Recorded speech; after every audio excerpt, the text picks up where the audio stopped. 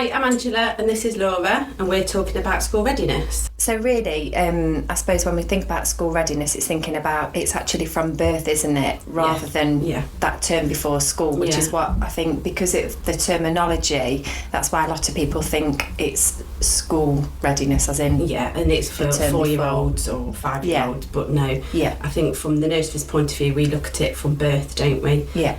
So how parents can help their children from a really early age. Absolutely. Develop those skills to be school ready later on in life. Yeah. So sharing books with their children from an early age, it's helping their listening skills, isn't it? Yeah, that's speaking to them, encouraging that vocabulary right from a young age. Yeah, because that will help when they learn to speak themselves. Absolutely, and filtering right through that toddler age and so on and so forth. It's really is essential. But also thinking about, from babies, them doing their tummy time, so strengthening their muscles, their back, their neck, their head, their core muscles. Yeah. That's all going to support them to be school ready. Yeah, absolutely. When you think about getting dressed and running around. All of those basic skills that they need actually to go into school. And I think as well, there's a lot out there, isn't there, in terms of a lot of documentation and publicity around school readiness. But it really is that bit around parents really understanding of how much they are in control and lead and support their child in being prepared for school.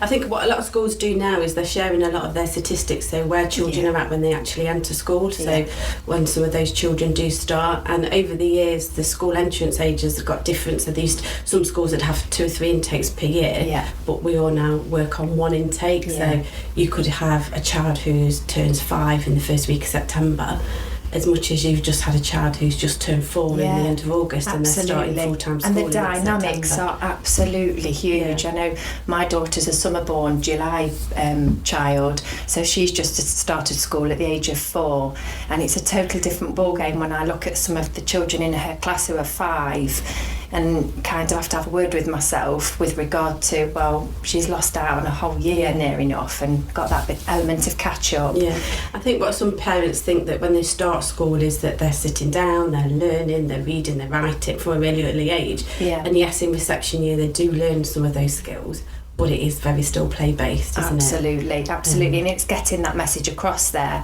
And I think sort of when you were just talking about, as a setting, as the White House Nurseries, some of the strategies we've got in place to try and support parents, we're constantly doing stay and play sessions to give them different ideas, and they'll have information with them stay and play sessions so that they equally, we're not just doing a Play-Doh session just because there's a reason behind that and how that's going to support them. And then when they're at home maybe doing these activities, then it can sort of piece together for them definitely. Without us actually talking to them direct.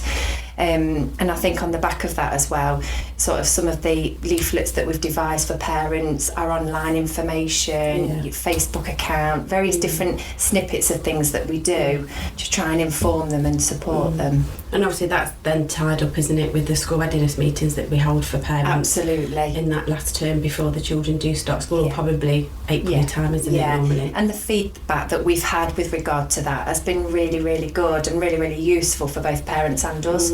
And I think one of the key pieces that you mentioned before was schools are far more open now to share information with us. Definitely. So all those children that have just transitioned last September, it's like sending them all their questionnaires. So how have those children been that have joined you? And then when you can find out, there's X, Y and Z, they've got, their manners, their attention skills, or this. And then, but equally highlighting if there are some areas that we need to further develop as a setting, then we take that on board as well. But that's really useful. From a personal point of view, with my first son, we came to one of the school readiness meetings at the White House, and I know my husband really found it beneficial, because as much as I knew some of the background to it, sometimes they take it from other people better than they do their wife. Yeah, absolutely. So he found that really useful. So that's that brilliant. He could, that is.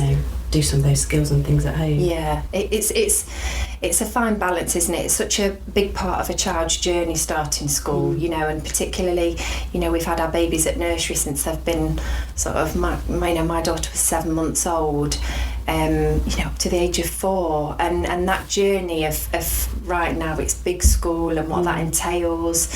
And for those children that haven't got older siblings as well, it is that absolutely, they've got no one to compare it to. You've got nothing to go on at all. You know, there was no big brother or big sister chat or whatever. It's a bit blind leading the blind, really. And I think we feel as parents there's a lot of pressure on you because you want your child to transition to school and be, you know, absolutely zooming in every single area, and it's having that appreciation of, well, what does school readiness mean? It actually means a child feeling secure within themselves, doesn't it? You know, schools independent. We look at toileting, but again, that's age and stage appropriate. Not all children go to school fully toilet trained. The majority do, but some require some further assistance with that. I suppose from the nursery's point of view, what we try and instill for children or support children to develop are those self-help skills so that they're confident. Can I put my own coat on? Can I ask for help? Go to an appropriate adult to ask for help, because again, once they start school, they haven't got those bonds that they've got with their key worker at nursery. Technically, those teachers are strangers, aren't they? So absolutely. They need to feel safe and secure that they can feel able to go and ask an adult for help, isn't definitely. Being able to sit at a table, use a knife and fork at a meal time, pour my own drink, lift my own cup. Sit and listen for short periods of time, and it's not about this sitting for half an hour at a time, it's literally 5-10 minutes group time sessions, isn't it? I know one of the things I was really conscious of was around self-help skills within like dressing times. So knowing that there was going to be PE and being able to take her clothes off and put the PE kit on, and you know, she's quite happy for mummy to constantly dress her, and I think she will at 15 if she wanted me to. I know my son's the same. We had to have a few like practices, like almost like running up, and I had to really have a word with myself at getting dressed of a morning of, right, you can dress yourself, and you know, there's me making other little girls still, and it wasn't helping those self-help skills. No, I know for my son we had to do it as a race, because then whoever could dress themselves the quickest won the race, and that's what happened. The only thing I didn't do is, and I felt really bad, was I didn't practice him putting his PE kit on. So he practiced putting his school uniform on and his shoes and his coat and everything, and then he started school and I was like, no, he's not tried his PE kit on, but he's fine. Yeah, and I think, you know, from a personal point of view, it's that whole element of being able to share, take turns, you know, like all of the things that we do in terms of if we've got something specific and we're maybe having a group story session, but having that ability to be able to sit down and have some attention of some form. I know it doesn't have to be for long, but even just for sort of intermediate occasions really is beneficial. I think it's important that children learn basic instructions as well, so you know, it's good that they learn what the word no means, and they've got certain small boundaries in place. Stop means obviously for danger, things like that. So I know from a school's point of view, they're quite key things that they'd like most children, if not all children, to know when they start school. I think sort of when you think about that as well, I think the whole element with regard to routine and structure, I had to sort of think around the whole difference between the time that I would have been maybe taking her to nursery and picking her up was quite a longer day, and it was trying for me to think around sort of what time school finish, what time school starts, the way that their brains are being engaged in a different way. So thinking about that whole structure of Monday to Friday, that bedtime routine, homework at the school my child started you know, within the first week. So it's embedding all of that structure, isn't it? And that can become a challenge.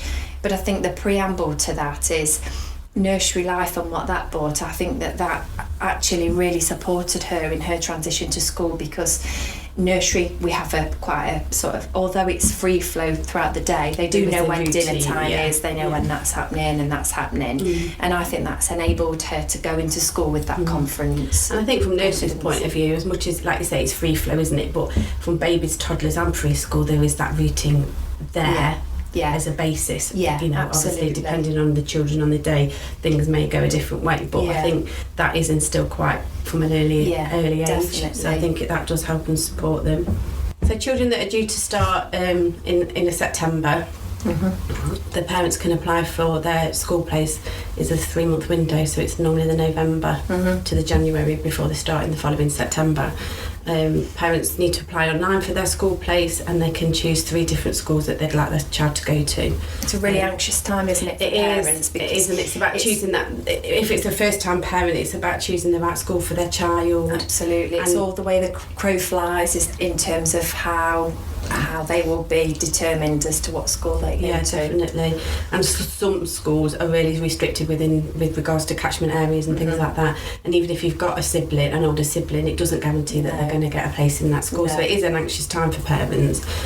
Most parents then find out in the April what school their child's going to. So from the nursery's point of view, we ask parents to let us know as soon as they know basically what school their child's got a place at, so that we can then put systems in place and things like that to get their child ready. It's a crucial time, isn't it? You know, we can put strategies in place to be contacting all those schools, finding it right. So we've got 5 going to transition into each school or so on and so forth, and it's a crucial time for us, for the support in terms of the key worker liaising with the school, but also for the school to liaise with us. Yeah, definitely. And it's really proves valuable when the teachers come in and they come and visit the settings. I love that because you get that whole 2-way discussion right from the onset. And I remember when my son started school, he remembered the teacher coming to see him at nursery and playing, and even though he's really shy, I remember saying in his first week, you know, he's completely different. He was really shy at nursery, wouldn't talk, whereas, so I think that's really important. And then also from the nursery's point of view, we can get the uniforms in the home corner so that it's familiar to those children, so having as many pictures as we can about that, you know, so they're familiar with that school. Particularly again, if it's that child's first time, they haven't got older siblings, so they're not used to doing school runs and being familiar with that school. So if there's any child that we feel that are struggling, we contact the school, can't we, to get some pictures of classrooms. Some schools will do kind of like a bit of a passport album package for us. Some are really up there with their sort of transition, and they'll have a picture, even the sign for where the toilet is, the sign, like you say, where the dinner hall is, where the playground is. So for that child turning up at school, then it's familiar. Even though they'll have had their inductions, you can keep revisiting with them and do all that preparation. And parents need to, you know, if they've got any anxieties or concerns, then they need to feel confident that they can come and talk to the staff within the nursery, especially their key workers. So even if their child's got an additional need of any form, then we make sure that transition's quite watertight. Again, like you said earlier, the teacher coming into school and seeing the child in their comfortable, you know, in their nursery environment where they're comfortable and they're happy and they're safe and secure, that proves invaluable, because also it gives that key worker the opportunity to have that one-to-one conversation with that teacher. As much as we do the paperwork side of it and we send a transition form over to school, I think having that verbal communication with that key worker, does it? Because they can really tell them about the personality of that child. And you can work with the whole family, can't you, as a team with regard to that transition. I think it's also really important to think about supporting the children coping with that whole transition as well, isn't it? You know, some children are just so excited and elated by the whole everything to do with it, and some children are really, really very scared. And you know, it's about us having things in place, books, and obviously we've talked about what the school might bring in, but even like, you know, different books and stories, and maybe, you know, you could be having a group time session with regard to a conversation about school.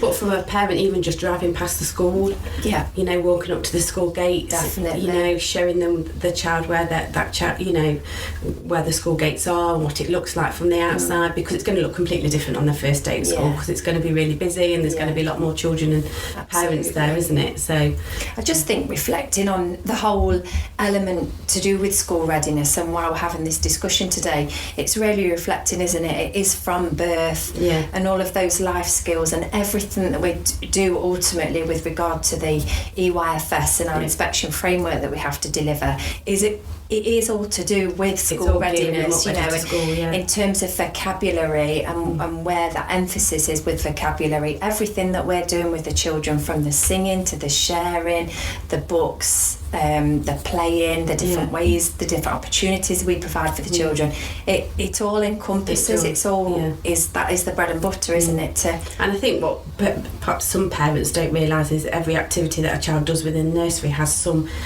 form of way of supporting their school readiness. And there's still even if it's just colouring or Play-Doh, absolutely. motor skills, that's going to help with their writing eventually. Yeah, definitely. All of the ECAM and everything that we're taught. And I think we need to almost, we keep pushing this with parents to let them know that it's not about that they need to sit and they need to write. I was just going to say, they don't need to write the name before they start school. They don't need to count to 100. Yeah. If they can recognise their name on their first day at school and they can see their pay, we've succeeded. Yes. Because they know that they belong there. But that means that they're age and stage of ready and appropriate to do so as well. But we're not qualified teachers. Absolutely not. Each school has their own different remit in terms of how they teach children letters and sounds and phonics.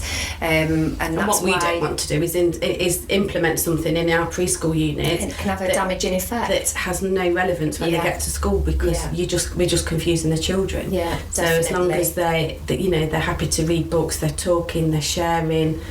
And that's why we've got the letters and sounds programming ultimately, isn't it? To make sure we've got our guidance in nursery and we know that we're setting them up the best we can. And having that open door policy, if there are some things that parents, I constantly, have dialogue with some parents with regard to, school ready and, I've seen these books, do you think I should order them or whatever? And you'll have a chat with them and you'll have a look, and sometimes it's that might be useful and help you as a parent, and some bits you look at and you're just like, they're not ready yet. For that, but that's our job, isn't it, to be able to support each other and parents and carers. And now I've gone through this system myself for this year in September, that whole feeling around school ready and trying to prepare my child the best I possibly could for that transition with school. It's hard, but it's also something that's been happening since she's been a baby. And I think as much as you can prepare children ready for school, I think as a parent, so from a personal point of view, my son, who started in September, is quite confident, loved preschool, it was his place to be. He loved it. He was really confident, really happy, really secure. Going to school, a lot of people felt that he'd be fine, got no problem, Jensen will fly by. And he did for the first 4 days. And then the reality set in. And it was like, I'm going again, am I, mummy? Yes, mate, unfortunately this is it for the next few years. So as a parent, as much as you think how your child's going to cope, you've just got to be really open-minded and take every day as it comes for them, because it could be something really slight that could upset them, but it's their world and it means so much to them. Absolutely. A massive thing for my son when he started school was how hungry he was at the end of the day. I can share that. And tired. Trying to get him home. Different kind of tiredness as well, wasn't it? Trying to get him home awake, just, even from the short distance from the school to home. That's a task in itself, and be prepared to feed them when they get through the door, because they're starving. And I think that again comes back to in nursery, we're constantly, we've got free flow snack all morning, free flow snack all afternoon, breakfast, lunch and tea, and everything's all available. And whilst I appreciate they've got the drink stations at schools and so on and so forth, they do come home very, very hungry. I think it's just a very, very different kind of setup, and it's being able to adapt to that and understand that, isn't it? Because if, it can have an impact, can't it? Definitely. Thank you for listening today with myself and Angela, talking about school readiness with the White House Big Babble. Cheers. Cheers.